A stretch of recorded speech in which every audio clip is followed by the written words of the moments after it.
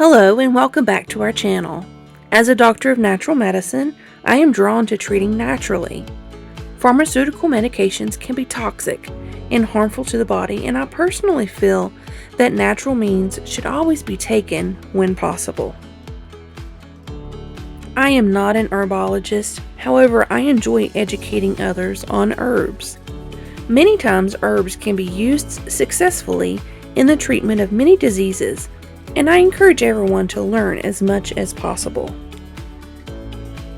Today I would like to talk to you about yarrow.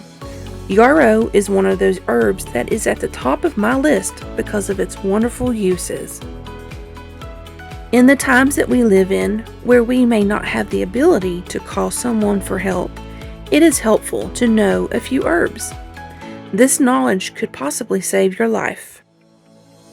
Yarrow can help with colds, flus, cramps, allergies, rashes, burns, cuts, scrapes, bruises, infections, high blood pressure, sprains, and even regulating menstrual cycles. There are reports that show it can help with irritable bowel syndrome and multiple sclerosis, but is best known for stopping bleeding. During the Civil War, soldiers would carry yarrow with them because they knew how good it worked at stopping bleeding. They could chew up some of the leaves or flowers and make a spit poultice, and it would instantly stop bleeding if the soldier was wounded. It is one of the oldest herbs used medicinally. There are reports of it being used 3,000 years ago. It can be used internally or externally with teas, as a poultice, or as a tincture. I have the perennial seeds, and I look forward to growing this herb this year. You can find it growing in the wild sometimes, but you have to be careful that it isn't the poison hemlock, which looks similar. Eating poison hemlock could be fatal. Merely touching the poison hemlock can cause contact dermatitis.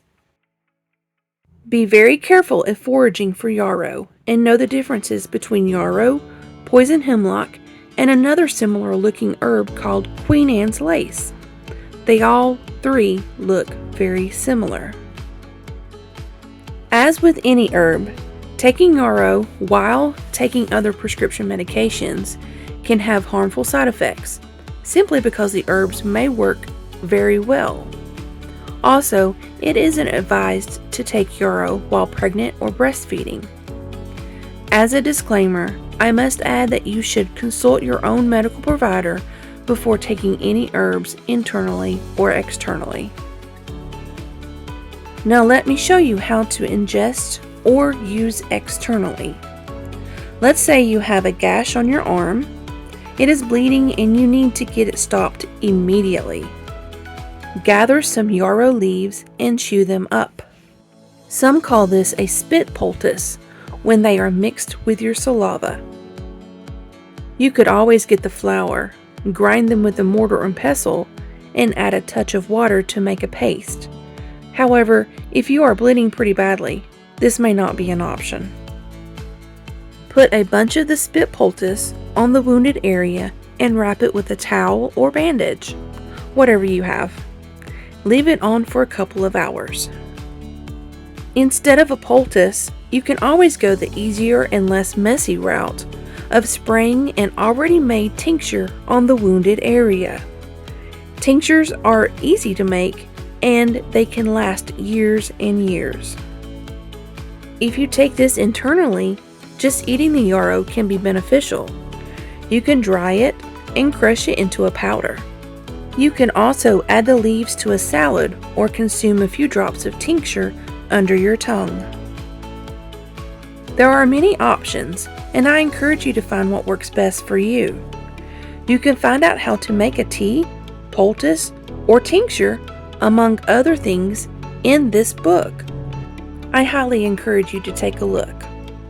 There are 125 herbs listed that can come in handy in a survival situation. This book can be found on Amazon. I'll put a link in the description. Thank you for taking the time to watch this video. I hope you have learned a few things about yarrow and how useful it is to know and understand. Please continue to help me help you by liking, sharing, and subscribing.